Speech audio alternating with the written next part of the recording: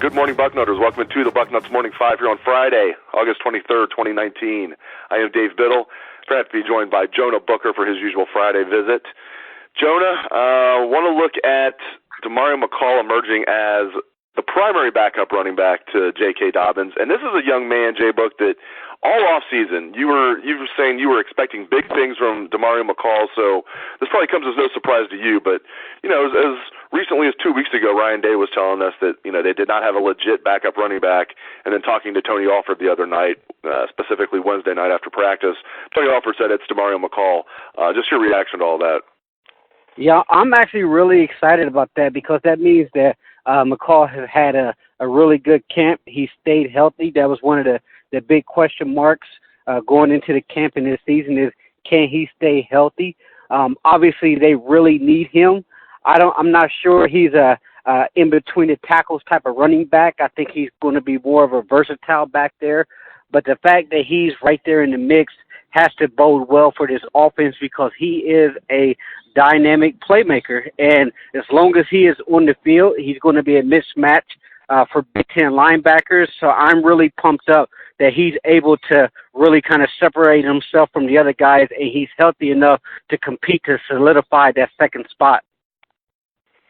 Yeah, and I kind of think I want to talk about J.K. Dobbins for a second. It's crazy. I mean, he's rushed for over 1,000 yards in each of his first two seasons, entering his junior year. He's going to be the first player in Ohio State history to rush for over 1,000 yards in his first three seasons if he's able to do it. And if he stays healthy, he's a lock. He'll join Archie Griffin as the only player, period, in Ohio State history to do that. Archie did it, of course, his sophomore through senior seasons.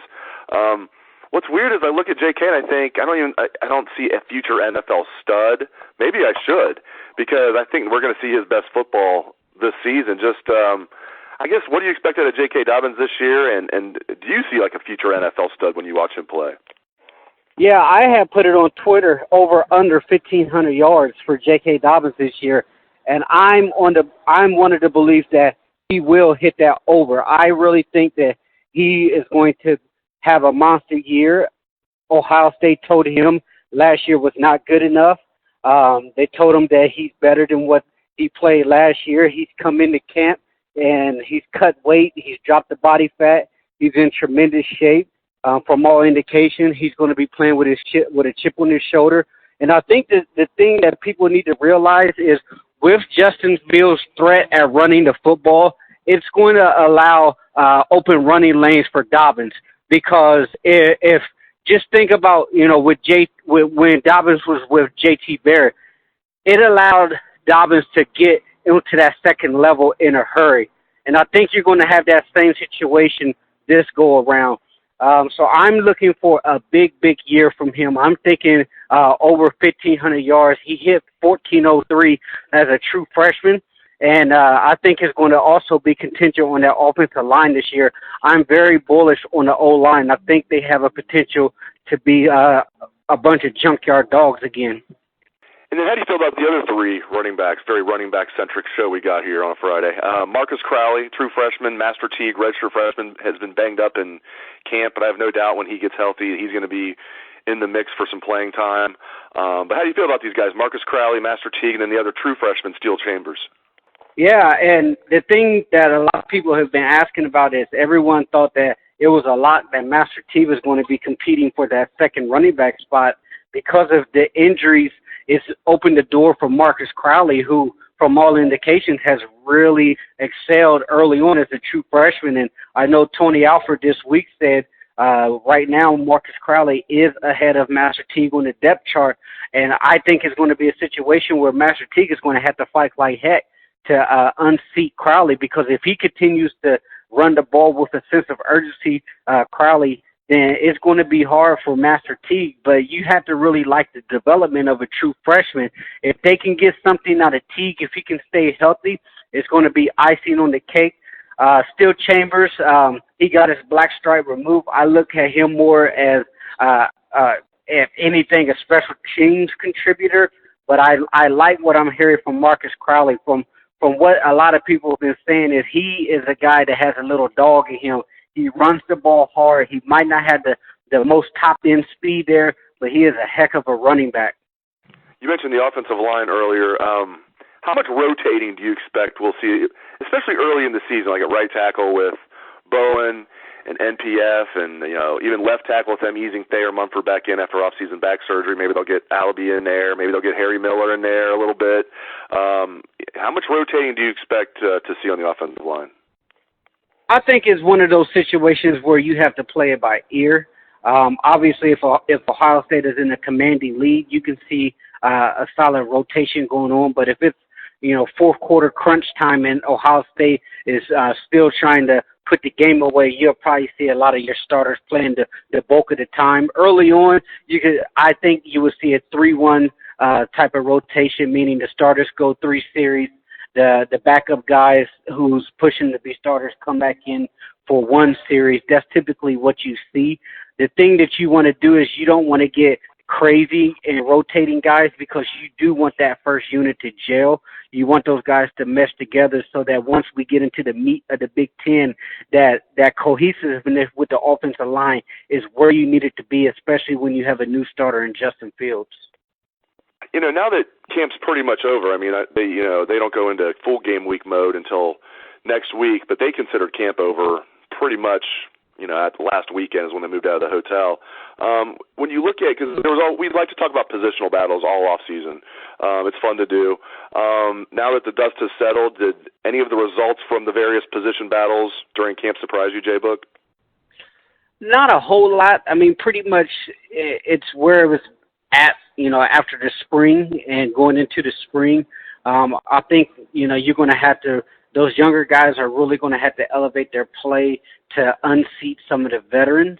Hopefully, the veterans perform at a much higher level, especially on the defensive side under the new coaching staff. But those younger guys, I think the thing that really helped them is not necessarily jumping guys on the depth chart, but proving that they're good enough to actually play. And if that's the situation, then what that does is it provides valuable depth to the program. When you look at Clemson and the Alabamas and the Georgias, they have waves of guys that can come in. If Ohio State can build that type of rotation to where they have waves of young guys that can come in and contribute and get a bunch of wow plays, that's going to bode well for the program. And last thing, I want to get your thoughts on Tony Alford, who I really like Tony Alford. I think he does a good job. I like him personally. I just like the guy, and I think he's going to get this figured out in the end. But I did ask him after practice Wednesday, I'm like, I know it has to be frustrating for you, and he can't name names. Pretty obvious I was talking about Bijan Robinson when I was asking about guys that have, and for the listeners that don't know the story, Bijan Robinson, the 5-star running back, told Ohio State he was going to be a Buckeye, and then a few weeks later just blindsided them and called them and told them he was not going to be a Buckeye. So at least he picked up the phone and called them. I give the young man credit for that, as I've said on the show a few times. But what did you make of Tony Alford's comments? The quote was he had a long pause, JBook, then he was like, "We'll be fine," put it that way. He said it with confidence, "We'll be fine," put it that way. Like almost like he was like gritting his teeth. But he admitted it's also frustrating, and I asked him a follow-up question. Just what did you make of Tony Alford's comments about running back recruiting?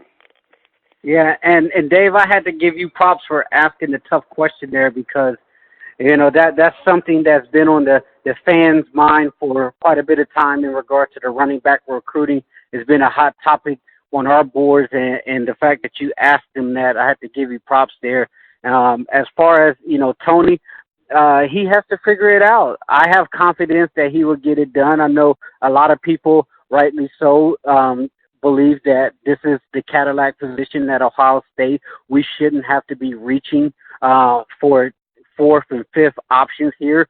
There should be a premium at the running back position, especially when you're comparing yourself to the Georgias at Alabama, where Georgia's on the verge of landing 2 5-stars. I don't think Ohio State's going to land another 5-star in this class. I will absolutely be shocked. But with the 2021 class, I think they're going to be. I think they're going to do very well in that class. The thing that you want to see from Tony Alford is just secure. I mean, you got down to the 5-yard line with Bijan Robinson, and somehow, you turned the ball over and it went the other way for a touchdown. You got to secure them. You got to get them in. You got to punch it in and close the deal. Hopefully, this really lights a fire under Tony. If you looked at his response to you, I don't think he's very happy about the way things are going at the running back position when it comes to recruiting. But what I say is trust the staff, that they get it right, and that's what I'm going to do. I think I'm going to trust the staff that they get it right and figure it out. And at the end of the day, if Tony doesn't get it done, then he will be held accountable by Ryan Day.